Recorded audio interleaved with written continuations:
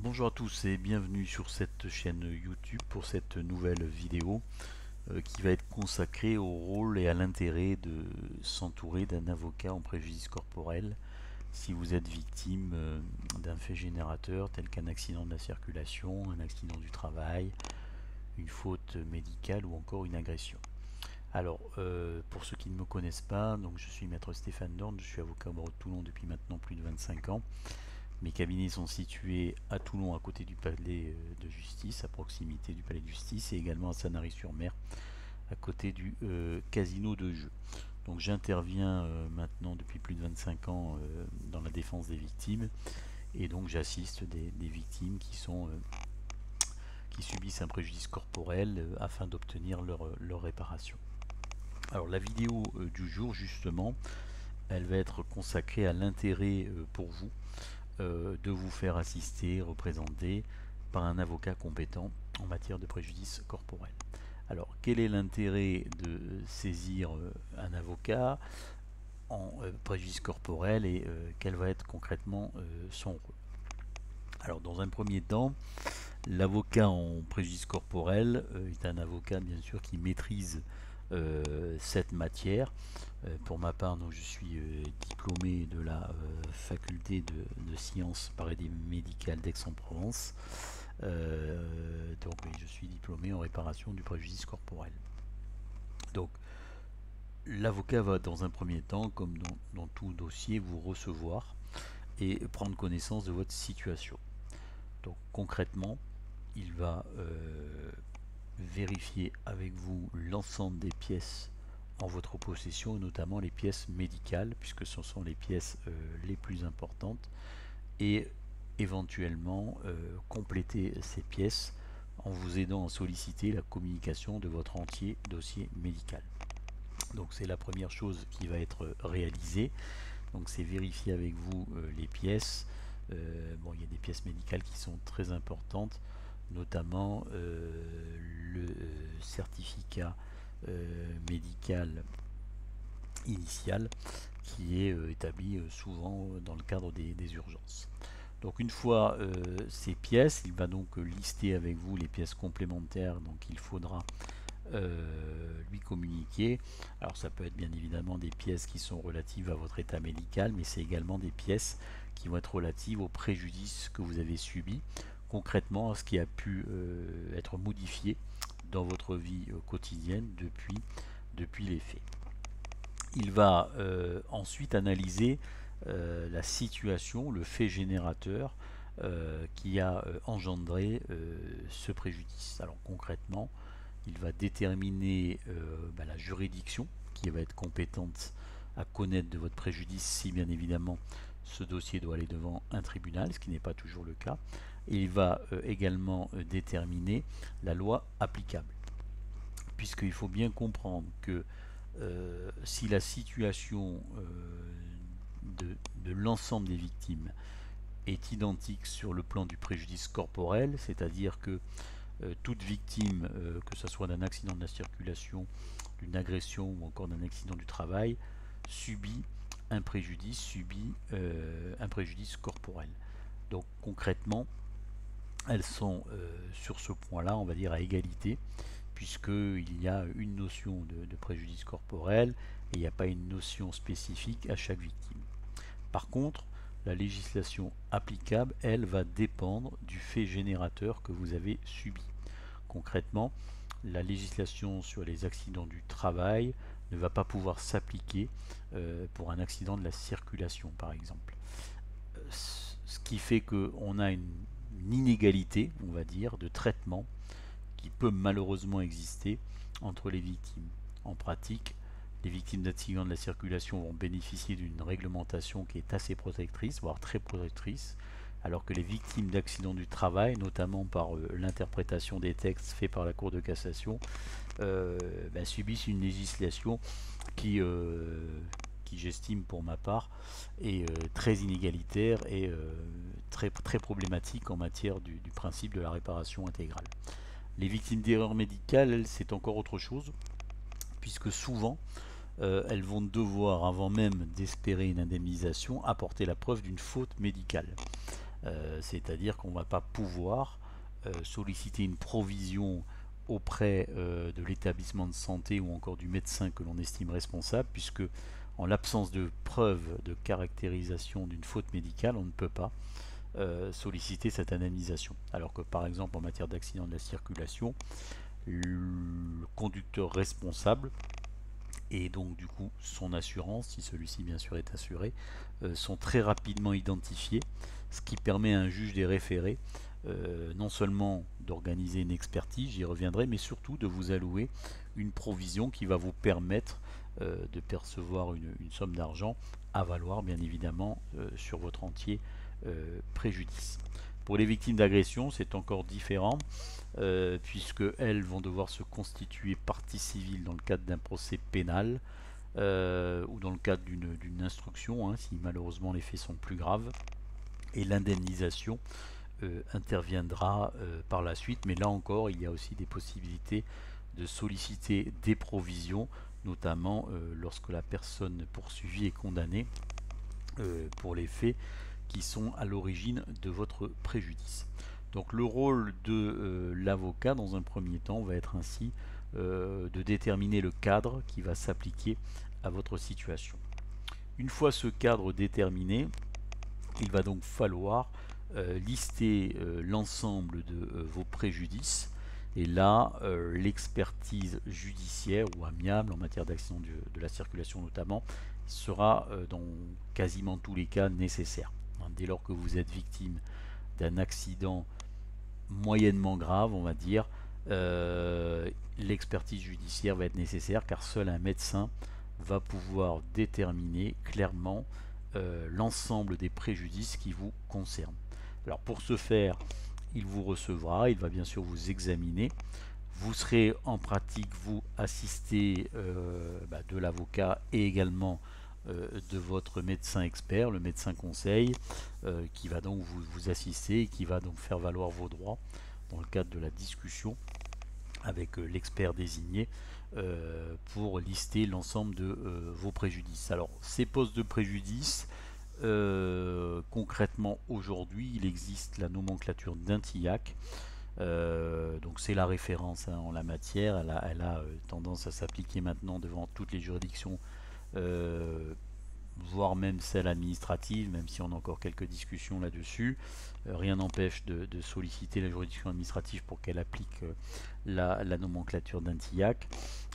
Cette nomenclature, je pense qu'elle a rempli son objectif, qui était en fait de lister l'ensemble des postes de préjudice qui peuvent concerner une victime, et en plus elle n'est pas limitative, et la Cour de cassation a eu la bonne idée de la compléter. Donc on va dire que cette nomenclature va s'appliquer, elle va nous permettre en fait de cocher les cases des préjudices qui vous concernent, donc de vous interroger, et ça va permettre concrètement de ne pas oublier de poste de préjudice et d'obtenir, c'est la volonté de tout le monde, une indemnisation intégrale de votre préjudice.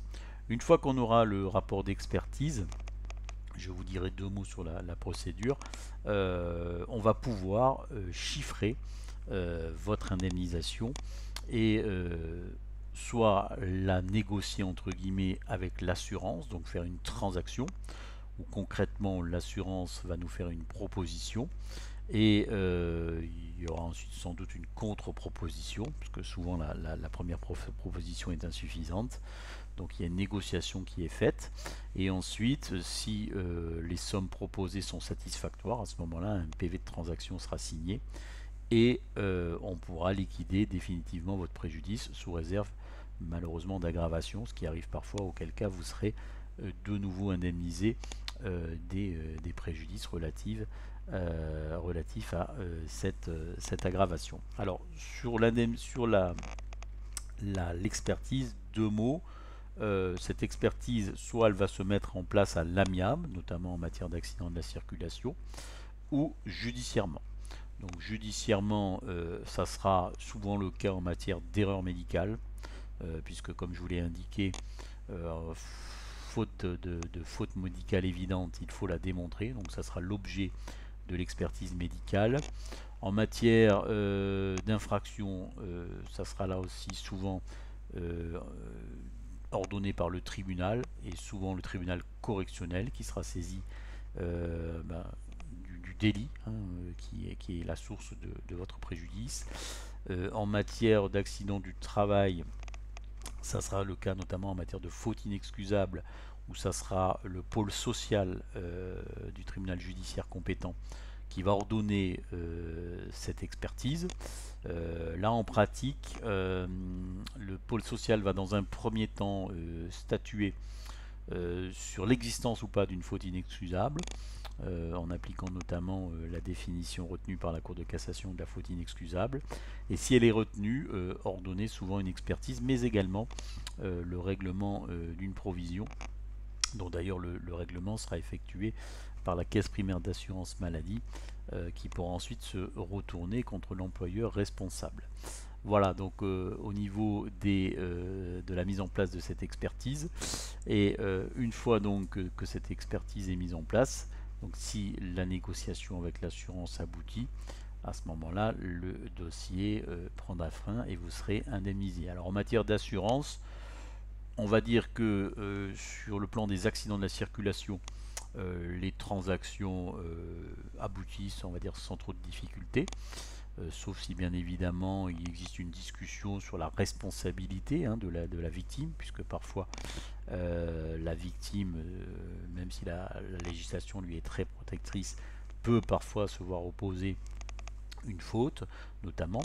En matière d'erreur médicale, là pour le coup, si la faute médicale est caractérisée, ou si nous sommes dans une situation de responsabilité sans faute, il y a en effet une discussion qui peut être mise en place pour obtenir une indemnisation à l'amiable. Les victimes d'infractions, c'est beaucoup plus délicat, puisque souvent c'est une personne physique qui est poursuivie. Et donc là pour le coup il n'y a pas réellement d'assurance, sauf parfois en matière de responsables mineurs, où on peut faire jouer la responsabilité des parents et notamment de leur assureur. Voilà, donc à défaut, s'il n'y a pas cette possibilité de négociation avec l'assurance, bien évidemment il faudra saisir la juridiction compétente, donc qui aura été déterminée dans le cadre du premier rendez-vous. Alors sur la saisine de cette juridiction, il faut bien comprendre qu'elle va se faire après expertise, puisqu'il s'agira de liquider totalement votre préjudice. Alors, il est possible de solliciter, notamment en matière médicale, une responsabilité médicale, une provision, dans un premier temps, pour ensuite solliciter la liquidation de votre préjudice. Et à défaut, il y a une saisine qui est faite devant ce que nous on appelle le juge du fond, où on va donc demander votre indemnisation intégrale sur l'ensemble des postes de préjudice qui vous concernent. Alors on verra ces postes dans une autre vidéo. Alors au niveau de la compétence, voilà, c'est là où c'est très important. Et je vous expliquais que la procédure est différente. Par exemple, en matière de responsabilité médicale, selon l'établissement responsable, ça sera soit le tribunal judiciaire qui sera compétent pour connaître de votre dossier, soit le tribunal administratif, notamment lorsqu'il s'agit d'un hôpital. En matière pénale, ça sera souvent le juge du tribunal correctionnel, le tribunal correctionnel qui sera compétent. Mais là encore, on peut éventuellement en sortir du tribunal correctionnel pour aller finalement saisir la juridiction civile pour obtenir donc votre indemnisation. Voilà. Donc selon le préjudice subi, selon l'événement subi plutôt, on va devoir se diriger vers telle ou telle juridiction. Alors en pratique, ça veut dire quoi? Ça veut dire que le processus est long. Donc il faut quand même dès le départ avoir conscience de cette réalité. Vous n'allez pas être indemnisé, notamment lorsque les accidents sont d'une gravité certaine, en quelques semaines. Ce n'est pas possible. Alors bien évidemment, on a l'habitude, puisque on comprend cette volonté de vouloir assez rapidement avoir une idée de la somme qui pourra être perçue suite à cet événement, mais en pratique, il faut bien comprendre que les méthodes que vous allez trouver sur Internet notamment ne sont pas sérieuses. Voilà, faut être très clair. On ne peut pas, en ayant répondu à 3 ou 4 questions, venir vous préciser clairement ce que vous allez percevoir. Il existe bien évidemment des barèmes qui n'ont rien d'obligatoire mais qui s'appliquent. Ça, c'est pas la difficulté, mais encore faut-il pouvoir cocher les cases de ce barème, et seul un expert pourra déterminer clairement l'étendue de vos préjudices, non seulement les postes, l'étendue de ces préjudices, et c'est pas une étude sur 3-4 questions qui vous permettra de le faire. Donc ayez conscience de ça. Il faut bien comprendre que vous serez indemnisé, c'est pas la difficulté, mais que par contre il faut voilà, on va dire faire avec le temps judiciaire, qui est malheureusement parfois assez long. Mais il y a plusieurs étapes qui sont indispensables à votre indemnisation, et notamment celle de l'expertise. Voilà, c'est vraiment une étape qui est très importante, et cette étape, pour la mettre en place, il faut parfois plusieurs semaines, puisque vous l'avez compris, l'expert va vous convoquer. Il y a aussi votre état médical qui peut ralentir sensiblement les délais, puisque si vous n'êtes pas consolidé, concrètement, si votre état est encore susceptible d'évolution, concrètement, il va falloir parfois plusieurs expertises. On aura ce qu'on appelle des rapports d'étape, et vous verrez à plusieurs reprises l'expert qui rendra plusieurs rapports. Alors ces rapports nous permettent de solliciter des provisions, c'est l'intérêt, mais par contre ne nous permettent pas de solliciter une indemnisation définitive, puisque votre état concrètement de santé n'étant pas consolidé, on ne connaît pas l'intégralité des préjudices que vous avez subis. Donc voilà l'intérêt de faire appel à un avocat.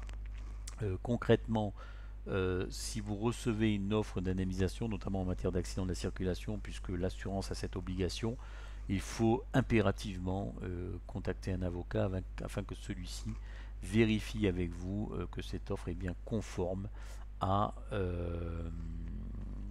préjudice que vous avez subi, au barème que l'on applique, et pour ensuite éventuellement faire une contre-proposition et augmenter l'offre que vous avez reçue. Voilà, donc si vous souhaitez faire appel au cabinet, je vous laisse donc prendre connaissance de nouveau des coordonnées du cabinet.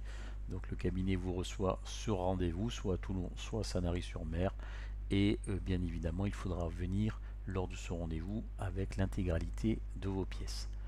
Je vous remercie, à bientôt.